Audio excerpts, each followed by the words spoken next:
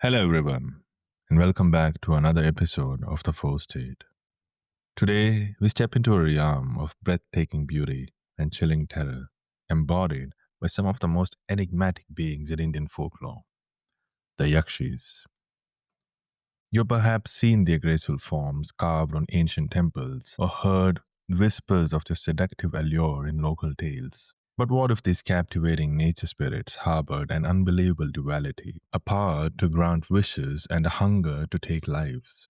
In this episode, we will uncover the unbelievable lore of Yakshis and Yakshinis, from their roles in Hindu, Jain, and Buddhist scriptures to the terrifying enchantresses of Kerala's folklore. Get ready to explore the hidden depths of India's most captivating nature spirits. Let's begin by understanding their identity. Who exactly are the Yakshis?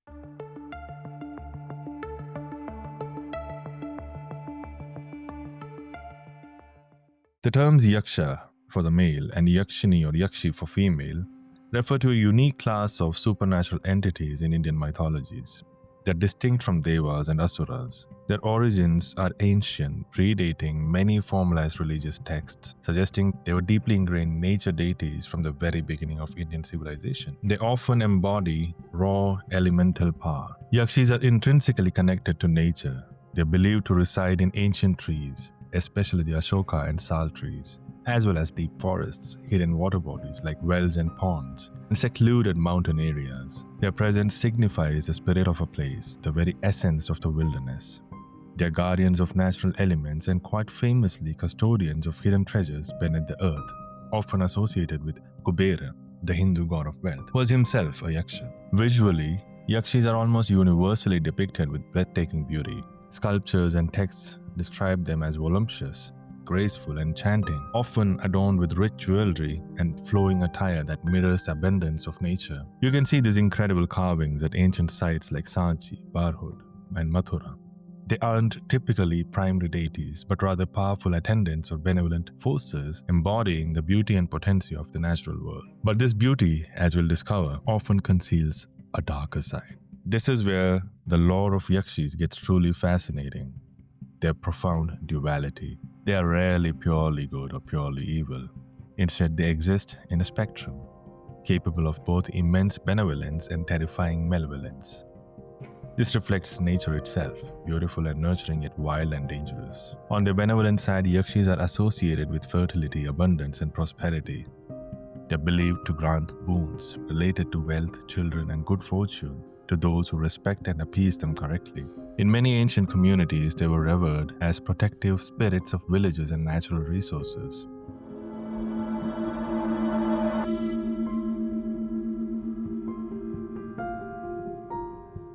In Hindu texts, Yakshinis are sometimes invoked through specific mantras and rituals to gain various powers, from revealing hidden treasures to even granting invisibility or long life, symbolizing their ability to fulfill desires. However, the malevolent aspect of the Yakshi is what truly sends shivers down the spine. This is the side of their duality that has dominated many folk tales, especially from Kerala. They are depicted as deceptive enchantresses, luring unsuspecting men with their irresistible beauty, only to reveal a terrifying predatory nature. These malevolent Yakshis are said to drain the blood or life force of their male victims, leaving them as withered husks, or inflict madness, illness, and misfortune upon those who disrespect them. They are powerful and can be quick to anger if not worshipped correctly, turning from benefactor to destroyer in an instant. This unpredictability is a key trait that makes them so formidable in folklore. Nowhere is the malevolent side of the Yakshi more pronounced than in the chilling folklore of Kerala. Here the Yakshi is famously portrayed as a terrifying vampire-like enchantress. Her beauty is paramount, often depicted as a stunning woman draped in traditional attire, her long hair adorned with jasmine fragrance. These Yakshis in Kerala are often believed to be the spirits of wronged women who met unnatural or tragic deaths, much like the Chudayals from the North Indian folklore. After death, their immense suffering and desire for vengeance transform them into powerful, supernatural beings. They typically prey on lonely travelers, especially men, luring them on secluded roads or near ancient trees. The Yakshi Katha or Yakshi stories are incredibly popular in Kerala, ingrained deeply into the cultural narrative, serving as both entertainment and cautionary tales. One of the most famous and chilling tales is that of the Kanjiracode Yakshi. also known as Chiruthevi. Folklore tales of Chiruthevi, a courtesan in southern Travancore, who was infatuated with a servant, Kunjuraman. Driven by jealousy and a predatory nature, she committed unspeakable acts, even liquidating Kunjuraman's wife. In a vengeful act, Kunjuraman later strangled Chiruthevi to death. She was then reborn as a terrifying Yakshi, incredibly beautiful but consumed by vengeance, particularly for Kunjuraman. She terrorized many men, draining their blood, but her heart was still set on him. It took the intervention of a great Upasaka, a devotee, Mangalathu Govindan, and a complex compromise for the Yakshi to agree to be installed in a temple, ultimately finding refuge in Lord Narasimha. This incredible story highlights the Yakshi's deep connection to human emotions, betrayal, and the path to eventual spiritual resolution. There's another folklore, a very famous one, which speaks of Kalyangatanili, another equally fearsome Yakshi from Kerala. She is widely known for her immense power and is often depicted as a dark-skinned, terrifying entity who haunts specific areas, adding another layer to Kerala's rich Yakshi lore. There are so many Yakshi stories in Kerala. In fact, I grew up listening to a lot of Yakshi stories from my grandmother. These terrifying narratives have had a profound impact on Malayalam literature and cinema. Films like the classic 1968 movie Yakshi and the novel Yakshi by Malayattu Ramakrishnan, which is considered one of the most popular books ever written, constantly draw from these dark tales, portraying the Yakshi as a femme fatale, a symbol of untamed feminine power and deadly allure. Her legend serves as a cautionary narrative, warning against dangers hidden beneath alluring facades and reflecting complex themes of caste and gender dynamics in society. The mystique of the Kerala's Yakshi is truly unforgettable. However, it's also worth noting that in much of popular culture, thanks to some dramas and movies, Yakshis have regrettably been reduced to mere seductresses, often objectifying this complex figure and losing the rich, nuanced depth of her true folkloric roles as both a powerful spirit and a cautionary tale.